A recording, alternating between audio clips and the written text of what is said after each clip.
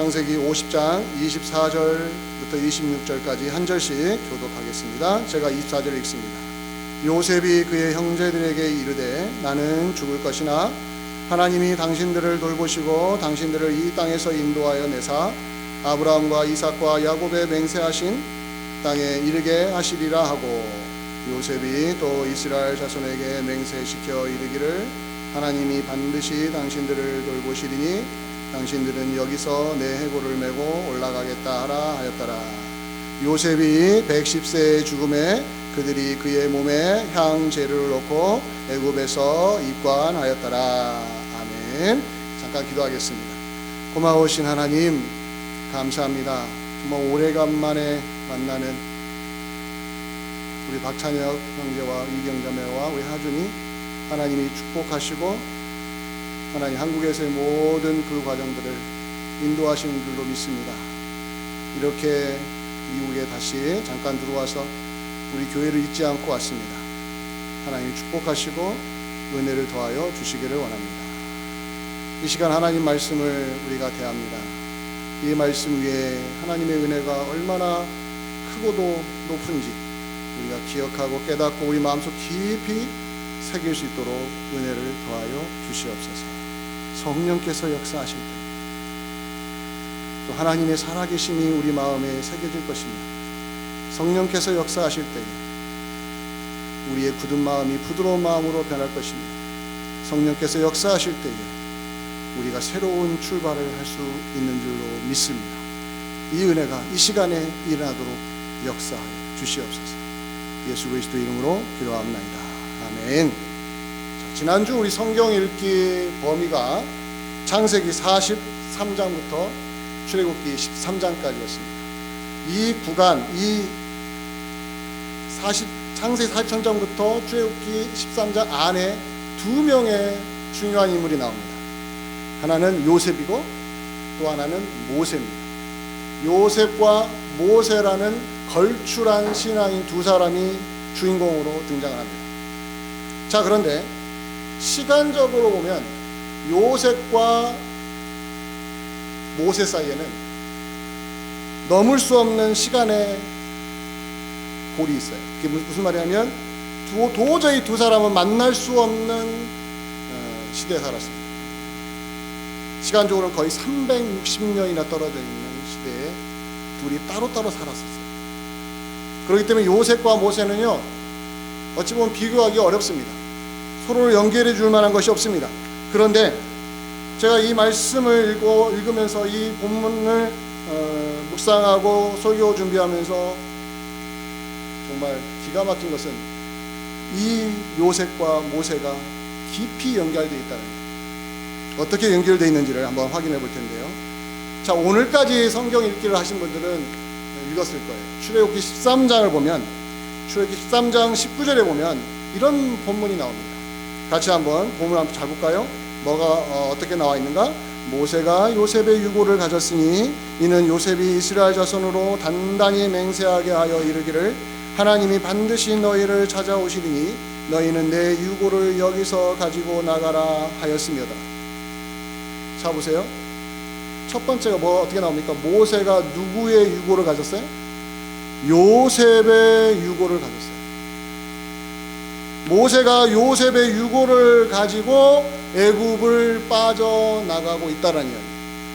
자, 그런데 설명이 나옵니다. 요셉이 이스라엘 자손에게 단단히 맹세하게 했습니다. 너희들이 이 땅을 나갈 텐데 땅을 나갈 때 내 유고를 반드시 가지고 와라. 자, 이것이 왜 중요하냐면 지금 모세가 요셉의 유고를 가지고 갈 때는 요셉이 죽은 이후 360년이 흘렀단 말이에요. 360년이에요, 여러분들. 아무것도 아닌 것처럼 보이시죠? 지금부터 360년 전이면 언제입니까? 계산도 안 되네요. 1700년대인가요? 1800년대인가요? 360년 전에 요셉이 유언했고, 그때 요셉은 죽었고 그의 뼈가 남아있는지도 모르는데 그 유고를 모세가 챙기고 애굽을 나갔단 말이에요. 자, 이것이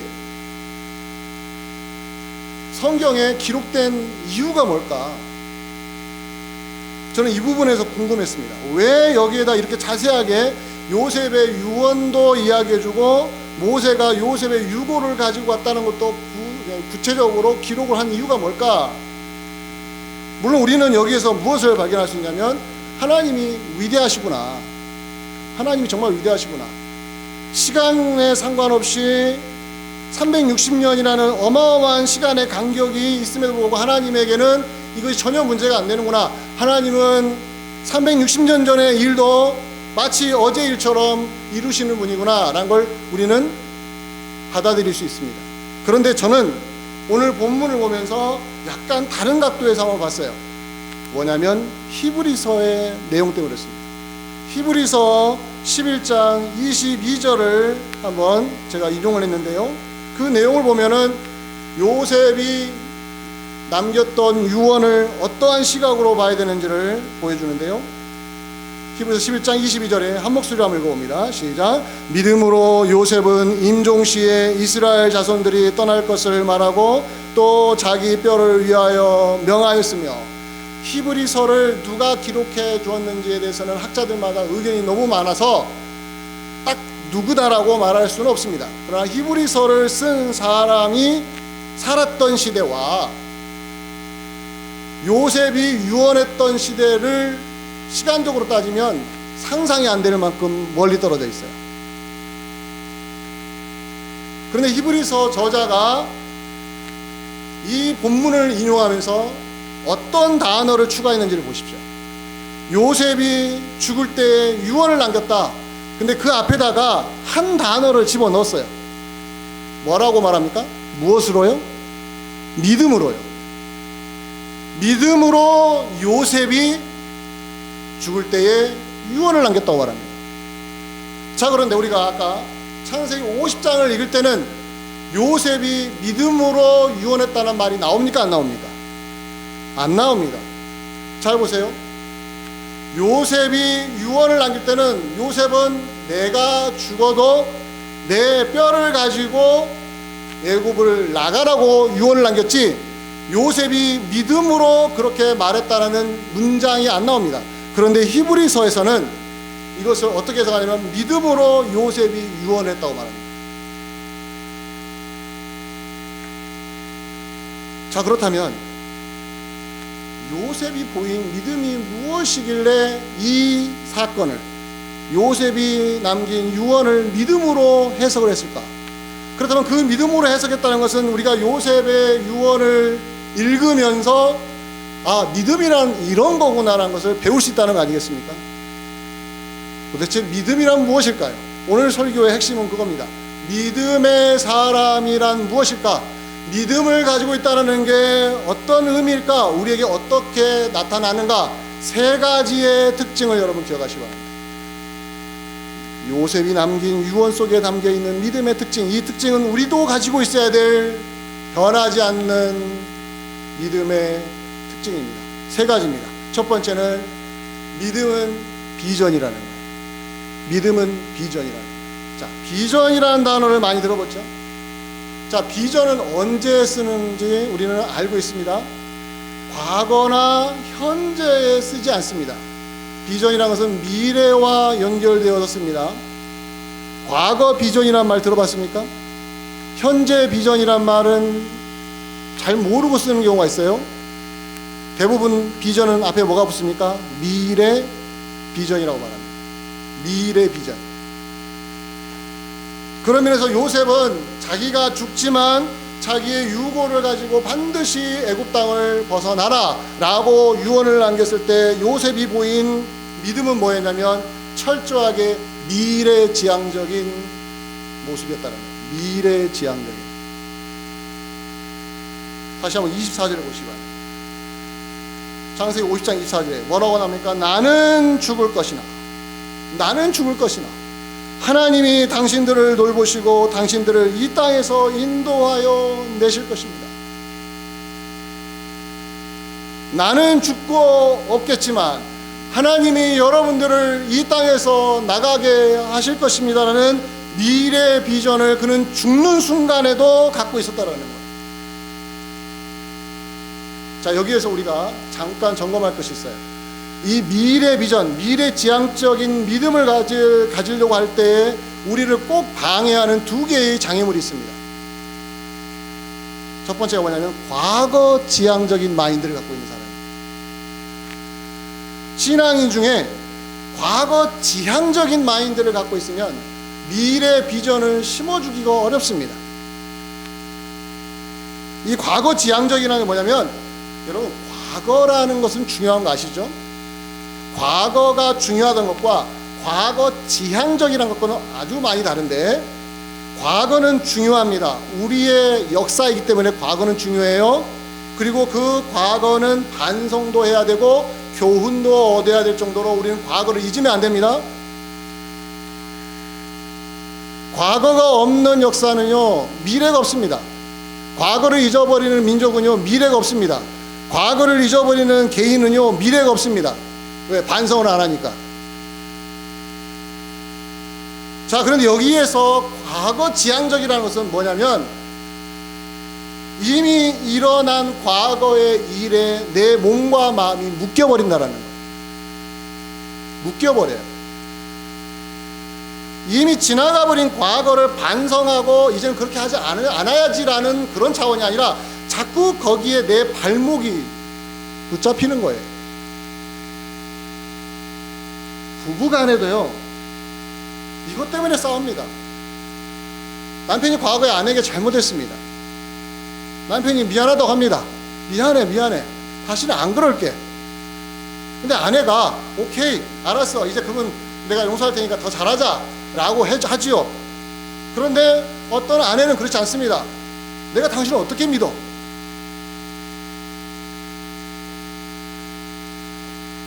과거에 묶이는 마음으로 그 과거의 일을 잊지 못하고 계속 그 과거를 들춰냅니다.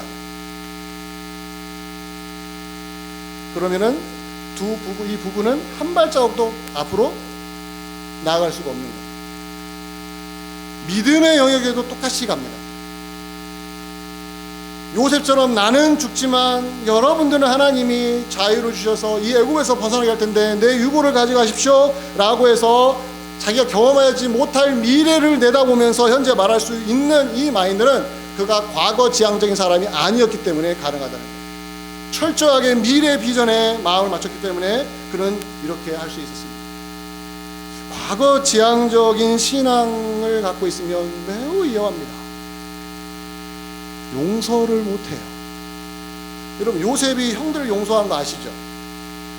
우리가 창세기를 읽었으니까 어떻게 용서할 수 있었겠습니까? 그의 마음이 미래 지향적인 믿음을 갖고 있었기 때문입니다. 과거는 문제가 안 된다고 묻어버린 거예요. 그러니 새로운 출발을 할 수 있었던 거죠. 그런데 여러분 아십니까? 야곱이 죽으니까 형들이 다시 동생에게 찾아옵니다. 자기 아버지가 죽으니까 이제 동생이 또 복수할까봐. 아버지가 죽기 전에 우리한테 말했는데, 아우야, 네가 우리를 용서하라고 아버지가 유언을 남기셨어 라고까지 말을 합니다. 그러니까 요셉이 뭐라 합니까? 나 이미 형들을 용서했다니까. 이미 끝난 이야기라니까. 그런데 자꾸 과거로 회귀해서 다시 과거로 돌아가는 거야. 그래서 그 사람과 미래를 새롭게 계획하고 건설적인 대화를 못하는 것입니다. 이게 바로 미래 비전의 믿음을 가지려고 할 때 우리를 발목 잡는 아주 안 좋은 습관이에요. 과거 지향적인 거 끊어내셔야 됩니다. 두 번째는 현실주의자가 되는 겁니다. 현실주의적인 가치관을 갖는 거예요. 이게 무슨 말이냐면 현실적이 된다는 게 아니라 현실주의가 된다는 거예요. 말장난이 아닙니다. 현실적이라는 건 뭐냐면 지금 현재 살고 있는 이 삶이 중요하다는 가치관은 좋은 거예요. 현실적이라는 것은. 그러나 현실주의라는 건 뭐냐면 지금만이 제일 중요하고 절대적으로 중요해라는 가치관이에요. 아주 다른 이야기입니다. 여러분, 현실이라는 것은 언제나 우리에게 중요합니다. 우리는 과거는 이미 지나갔고요, 미래는 아직 안 살아봤기 때문에 지금 살고 있는 이 자리가 중요합니다. 이건 누구나 다 인정합니다. 그런데 현실주의에 빠지면 미래 비전을 심어주기가 어렵습니다. 자, 요셉이 만약 현실주의적인 가치관을 가지고 신앙생활을 했다면 이런 말 못하지요. 나는 죽을 것이나 하나님이 여러분들을 이 땅에서 벗어나게 할 테니 내 유고를 가져가라는 말은 못합니다. 왜냐하면요, 나는 이미 죽을 건데 뭐 내가 죽으면 무슨 의미가 있어, 그 뒤에 무슨 일이 일어나는지 나는 상관없는 거야 라는 게 바로 현실주의적인 가치를 가지고 신앙생활하는 사람의 특징입니다. 믿음의 사람은 현실주의적인 가치관이 아니라 이 현실이 중요한 건 알지만 이 현실 속에서 뭘 바라보는 거예요? 미래를 바라보는 거예요. 미래를. 그래서 현실이 아무리 어렵고 힘들더라도 미래를 바라보고 여기서 이것을 이겨내려고 하는 사람, 바로 그런 사람이 미래 비전을 가지고 있는 신앙인들의 특징이죠. 그래서 바울이 이런 말을 했어요. 바울이 이런 가치관을 가지고 빌립보서 3장 12절에서 이런 이야기를 해줬습니다. 같이 한번 이 본문을 읽어볼 텐데요. 보실까요? 3장 12절 같이 읽습니다. 시작. 내가 이미 얻었다 함도 아니요 온전히 이루었다 함도 아니라 오직 내가 그리스도 예수께 잡힌 바 된 그것을 잡으려고 달려가노라. 이 말 했을 때 바울은 감옥에 갇혀 있었거든요. 여러분, 감옥에 갇혀 있는 상태에서 미래가 있습니까? 근데 이 사람은요, 감옥에 갇혀 있지만 뭐라고 말하니까 나는 내가 그리스도 예수께 잡힌 바 된 그것을 잡으려고 지금도 달려가고 있대요. 몸은 어디에 있는데요? 감옥에 갇혀 있는데 그의 마음은 달려가고 있대요. 예수께 달려가고 있대요. 멋있지 않습니까? 감옥조차도 바울의 신앙을 묶어볼 수가 없다는 거예요. 바울은 철저하게 미래지향적인 신앙을 갖고 있었기 때문에 아무리 자기 몸이 감옥에 있다 할지라도 자기 신앙을 꺾어놓을 수 없었다는 거예요. 요셉도 똑같은 거죠. 그래도 요셉이 뭐라 합니까? 나는 죽을 것이지만 하나님은 여러분들과 함께 하실 것이라고 말할 수 있었던 것이죠. 여러분, 신앙에 있어서 이 믿음이란 무엇일까? 여러분들이 꼭 기억하십시오. 믿음은 비전입니다. 믿음은 미래의 비전입니다. 과거에 묶여 살지 마시기를 바랍니다. 현실이 아무리 중요해도 현실을 절대화시키지 마시기 바랍니다. 아무리 과거에 실패를 했고요, 현재에도 죽을 상을 하고 있더라도 우리에게는 무엇이 있습니까? 미래가 있습니다. 우리에게는 앞으로 달려갈 일이 있습니다. 지금이 이 모양이라고 미래도 이 모양이 될 것이라고 단언하지 마시길 바랍니다. 하나님은 살아 계셔서 새로운 역사를 이루시는 분이십니다. 이게 바로 교회가 갖고 있어야 될 미래 비전입니다. 현재 어려우십니까? 미래를 꿈꾸십시오. 믿음은 지금이 아니라 앞을 향하여 달려가는 것입니다. 두 번째, 믿음은 하나님 중심적이라는 거예요. 하나님 중심적. 자, 오늘 보면 24절과 25절 읽었죠? 다시 한번 그 부분을 들여다볼까요? 24절에 뭐라고 합니까? 요셉이 그의 형제들에게 이르되 나는 죽을 것이나 하나님이 당신들을 돌보시고 당신들을 이 땅에서 인도하여 내실 것이다. 이 대목에서 중요한 거, 나는 죽을 것이나 누가 일하신다고요? 하나님이 하신다고요. 자, 그 다음에 25절을 보세요. 요셉이 또 이스라엘 자손에게 맹세시켜 이르시기를 하나님이 반드시 당신들을 돌보실 것입니다. 자, 그런데 요셉이 이스라엘을 돌본 것이 사실입니다. 왜냐하면 요셉은 그 당시 애굽의 제2인자였습니다. 그리고 바로 왕은 모든 전권을 다 누구에게 맡겼습니까? 요셉에게 맡겼습니다. 그래서 요셉이 정말로 국무총리 일을 잘해가지고 모든 나라의 재산을 다 누구에게 줬습니까? 바로에게 줬습니다. 바로는 철저하게 전적으로 요셉을 믿었습니다. 그러니 그 요셉이 이스라엘을 돌보고 있으니 누가 감히 이스라엘 백성들을 건드릴 수 있겠습니까? 그렇다면 이스라엘 자손들의 눈에는 누가 커 보입니까? 요셉이 커 보입니다. 물론 하나님이 요셉을 보내셨다고 하지만 그들의 눈에는 누가 커 보여요? 요셉이 커 보입니다. 그럼 요셉이 없는 우리들의 미래는 없다고 생각할지도 몰라요. 근데 지금 요셉은 어떤 상황이 있습니까? 나는 죽을 것이나 곧 이 유언을 남기고 죽습니다. 우리를 보호해주고 우리를 돌봐주고 우리에게 양식을 준 요셉이 죽으면 우리의 미래는 없을 텐데 라는 사고방식을 이스라엘 자손들이 행여나 가질까봐 요셉이 뭐랍니까? 나는 죽을 것이나 하나님은 죽지 않으십니다. 나는 죽을 것이나 하나님은 움직일 것입니다. 나는 죽고 땅에 묻히지만 하나님은 살아서 여러분에게 역사하실 것입니다라는 믿음을 심어주고 있다는 거예요. 여기서 무엇을 발견하셨어요? 믿음이란 건 뭡니까? 나 중심이 아니라, 사람 중심이 아니라 하나님 중심이다. 이래야 믿음이 커요. 믿는 건 내가 믿지만 믿음의 주체는 하나님이시고, 내가 믿지만 믿음의 주인공은 누굽니까? 하나님이십니다. 나에게서 하나님에게로 바뀔 때에 우리의 믿음은 그때부터 커진다는 거예요. 요셉이 아무리 위대한 사람이고 위대한 일을 했고, 요셉이 이스라엘 백성들을 철저하게 보호해줘서 위대한 지도자로서 그 이스라엘 백성들을 먹여 살렸다고 하더라도 그는 죽어야 되는 운명이에요. 죽고 없어져야 되는 거예요. 자, 그런데 여러분, 사람들의 모습을 보십시오. 이렇게 위대한 일을 한 사람을 죽고 나서 어떻게 합니까? 동상을 세웁니까? 안 세웁니까? 동상 세워줘요, 자꾸. 물론 기념 차원에서 세워주죠. 동상 세워주면 뭐합니까? 그 사람이 있어요, 없어요? 없어요. 없는 존재예요. 아무런 힘도 발휘할 수 없는 사람이에요. 존재예요. 사람은 그래요. 사람은 아무리 위대한 일을 해도 죽고 없어지는 존재예요. 자, 그런데 믿음을 갖고 있는 사람이 유한한 존재인 이 사람의 능력을 지나치게 믿다가 믿음이 크지 않는 경우가 너무 많습니다. 믿음이 큰다는 것은 요셉과 같은 마인드여야 돼요. 나는 죽고 없어져요. 여러분, 나 의지하지 마세요. 나 바라보지 마세요. 지난 몇십 년 동안 내가 여러분들에게 먹을 걸 제공했다더라도 그건 내가 준 게 아닙니다. 나는 죽고 없어져야 할 존재예요. 근데 하나님은 절대로 죽지 않으신 분이고, 하나님은 나 없어도 여러분들을 먹여 살리실 것이고, 나 없어도 여러분들을 이 땅에서 벗어나게 하실 것입니다라는 이 하나님 중심적인 이 믿음이 있으니 그가 얼마나 믿음이 성장했을까. 이게 바로 히브리서자가 요셉을 보면서 믿음으로 요셉이 이런 유언을 남겼다고 말하면서, 아, 이것이 바로 믿음의 특징이구나.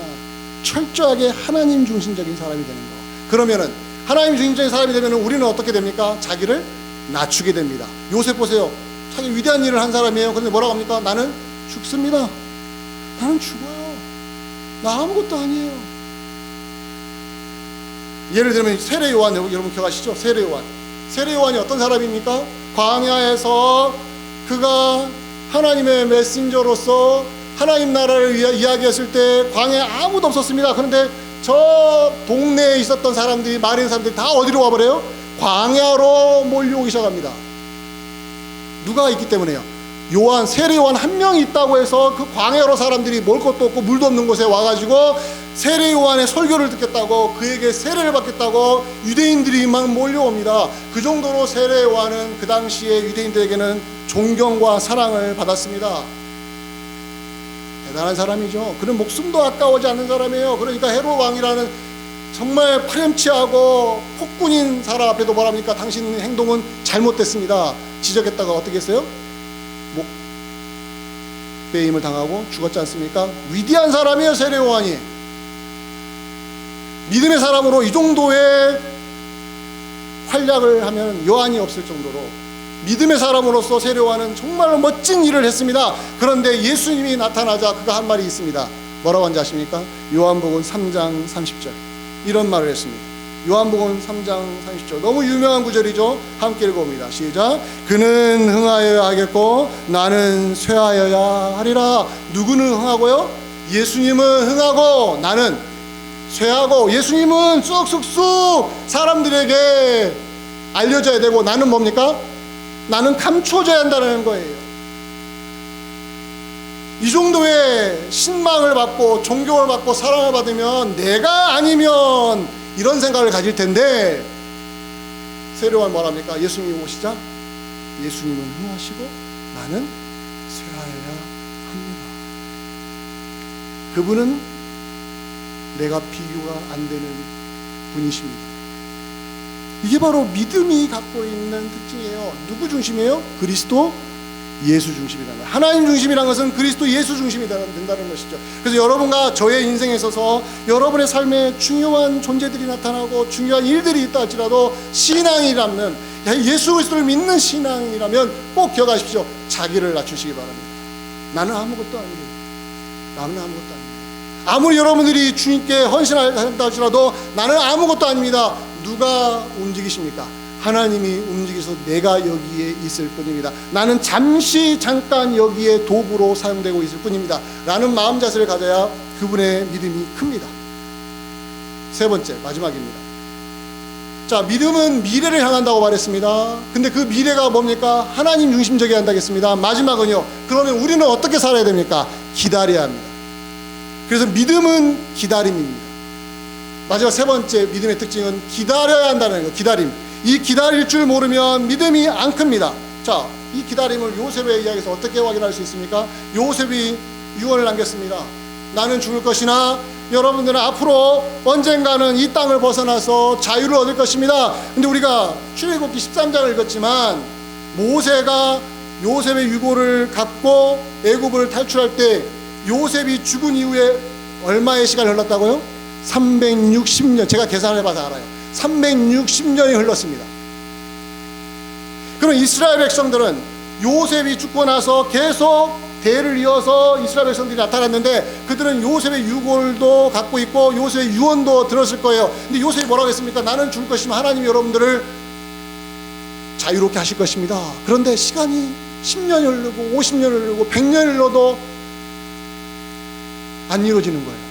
근데 무려 360년이면 그때까지 산 사람이 별로 없을 거예요. 다 1세대, 2세대, 3세대가 죽고 4세대가 나타났을 때 무슨 일이 벌어졌습니까? 모세가 나타나서 요셉의 유고를 들고 하나님의 능력으로 애굽을 빠져나갔습니다. 지금 그 기간 동안 이스라엘 백성들이 배우는 게 뭡니까? 기다리는 거예요. 기다리는 거예요.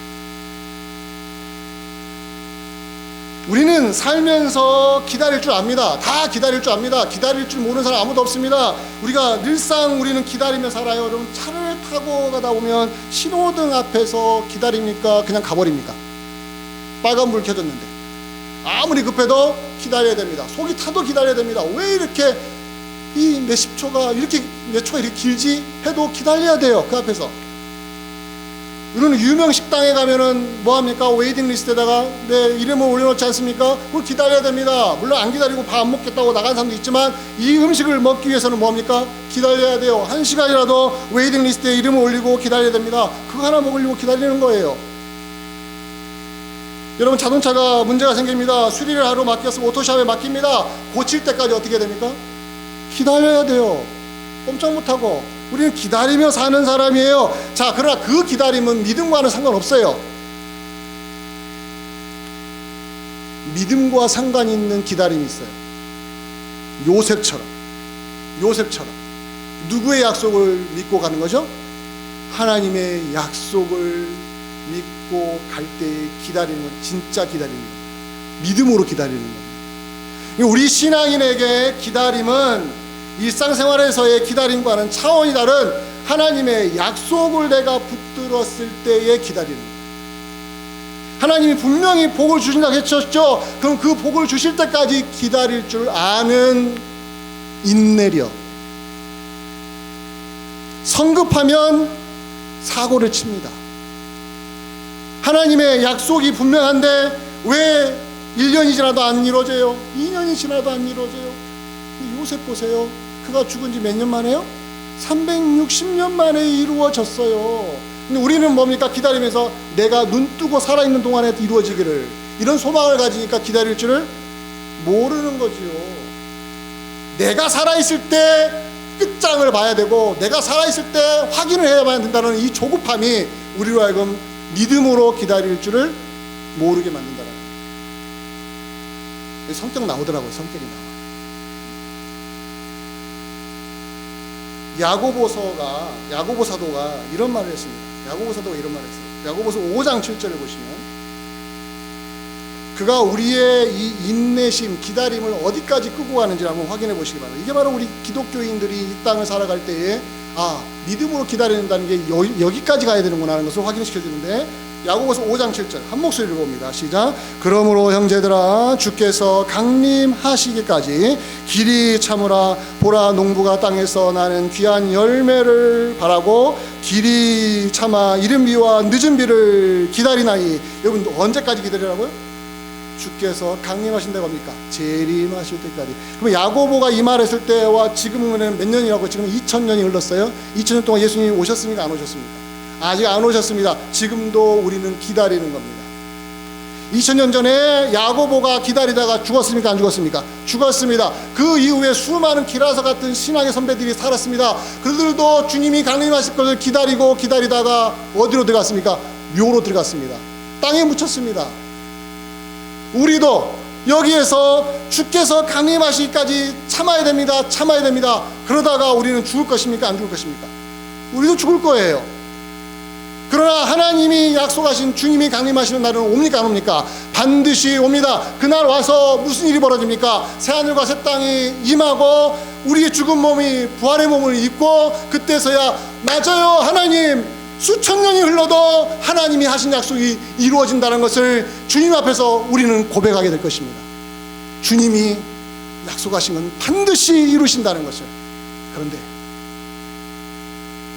우리 연약한 인간들이 내 눈이 떠 있는 동안, 내가 살아있는 동안 보고 싶어하는 이 조급함 때문에 주님이 강림하실 때까지 기다릴 줄을 모르다 보니 사고를 치고 상처를 주고받고 서로를 힘들게 한단 말이에요. 그래서 야고보서 5장 8절에 뭐라고 말합니까? 야고보서 5장 8절이 우리에게 기다리는 믿음을 갖고 있는 사람이 무슨 특징을 보여주는지를 잘 보여줍니다. 함께 읽습니다. 시작. 너희도 길이 참고 마음을 굳건하게 하라. 주의 강림이 가까우리라. 길이 참으라 다음에 그 다음에 문장이 뭐가 나옵니까? 재밌는 표현이에요. 마음을 어떻게 하라고요? 굳게 하라고. 이겁니다. 기다리다가 지쳐서 마음이 흔들리니까 마음을 단단히 먹고 기다리라고. 주님이 여러분들을 붙들고 계시기 때문에 여러분의 마음만 흔들리지 않으면 주님의 강림하실 때까지 기다리다가 우리는 여기서 육신적으로 어떻게 돼요? 죽음을 맞이하더라도 소망이 없이 죽는 겁니까? 아니요. 진짜 소망을 안고 우리는 죽음을 맞이하게 되는 겁니다. 요셉처럼 나는 죽지만 하나님은 여러분에게 놀라운 일을 하실 것입니다. 여러분과 마찬가지입니다. 주의 재림을 기다리며 이 땅을 살다가 80년을 살고 90년을 살다가 어떻습니까? 죽음을 맞이합니다. 내가 살아온 인생을 어떻게 내가 평가할 수 있을까? 나는 죽지만 요셉처럼 말합니다. 하나님은 살아계셔서 여러분의 자녀에게, 우리 믿음의 후배들에게 여전히 역사하셔서 그들의 삶을 인도하실 것입니다. 기다리는 믿음을 갖고 있는 신앙인은 이렇게 멋지게 자기 인생을 마지막 페이지를 쓸 수가 있습니다. 여러분, 망부석이란 말 들어봤죠? 망부석, 아주 오래된 전설 이야기죠. 망부석이 뭐냐면 전설이에요. 사실도 아닙니다. 아내가 남편을 기다리다가 돌이 되었다는 거예요. 근데 이성적으로 생각하면요, 말이 안 돼요. 사람이 죽으면 어떻게 돌이 됩니까? 사람이 죽으면 시체가 되고 썩어서 없어져야 되죠. 어떻게 돌이 됩니까? 그래서 어떤 사람은 비꼬입니다. 사람이 죽으면 시체가 되고 없어지는 것이지 무슨 어떻게 돌이 되냐고 비꼬는 사람이 있어요. 그러나 그 사람은 이 망부석이 갖고 있는 뜻을 잘 모르니까 이렇게 말할게요. 헛소리 하는 거예요. 오늘날 이 시대의 망부석이 어떤 의미를 갖냐면요, 한 장소에 박혀있는 사람이라는 뜻으로 사용됩니다. 한 장소에 박혀있는 사람, 한 장소에 서 있는 사람이나 거기에 박혀있는 사람. 저는 이것이 바로 기다리는 믿음에 한번 적용해 봤습니다. 기다리는 믿음을 갖고 있는 성도는 믿음에 박혀있는 사람이 되는 거죠. 믿음에 박혀있는 사람, 믿음에 박혀있어서 흔들리지 않는 사람, 마음이 흔들리지 않고 딱 버티고 그 자리에 있을 수 있는 사람. 기다리면서 그런 신앙인이 되었을 때에 우리를 흔드는 수많은 유혹들 앞에서도 우리는 자리를 지켜내고 거기에서 믿음 생활을 해낼 수 있다는 것입니다. 주님이 이렇게 우리를 쓰십니다. 믿음은 이렇게 구체적인 겁니다. 믿음은 우리로 하여금 미래를 향하게 만듭니다. 믿음은 철저하게 하나님 중심, 나 중심이 아니라 하나님 중심으로 우리의 사고방식을 바꿉니다. 그리고 믿음은 어떻습니까? 하나님이 이루실 때까지 여기에서 기다릴 줄 아는 사람으로, 그 장소에 믿음으로 박혀있는 사람처럼, 이 사람은 믿음으로 박혀있기 때문에 누구도 빼낼 수 없어 라고 하는 그런 단단한 마음을 단단히 먹고 서 있는 그런 굳건한 신앙인으로 여기서 믿음으로 살아낼 수가 있다라는 거예요. 이런 신앙인을 누가 감히 무너뜨릴 수 있겠습니까? 우리 교회 신앙생활 하시는 모든 분들은 이렇게 믿음 위에 단단히 서서 그 무엇도 그 누구도 흔들 수 없는 신앙으로 주님 앞에 살아가시고 주님의 은혜를 바라보시고 이번 한 주간에도 승리하시길 주의 이름을 간절히 축원드립니다. 기도하겠습니다. 고마우신 아버지 하나님, 맞습니다. 요셉은 자기가 죽을 것을 알고 있었습니다. 그리고 곧 죽습니다. 그런데 하나님은 절대로 죽지 않으시고 살아계셔서 이스라엘 백성들을 계속 이끌고 인도하실 것이다. 오 아버지 하나님, 우리에게도 이 믿음을 주시기를 원합니다. 나는 죽는 존재입니다. 나는 없어져야 될 존재입니다. 나는 사라져야 될 존재입니다. 하나님은 나를 사용하시듯이 내 믿음의 후배들도 사용하실 것이고 그 믿음의 후배도 사용하셔서 하나님의 일을 이루실 것입니다. 하나님의 이 위대하심을 믿는다면 우리도 철저하게 자기를 낮추고 하나님을 의지하는 믿음으로 미래를 내다보고 하나님 인적으로 살며 기다리며 주님의 뜻이 이루어질 때까지 참고 버틸 수 있는 능력을 덧입게 하여 주시옵소서. 예수 그리스도 이름으로 기도합니다. 아멘.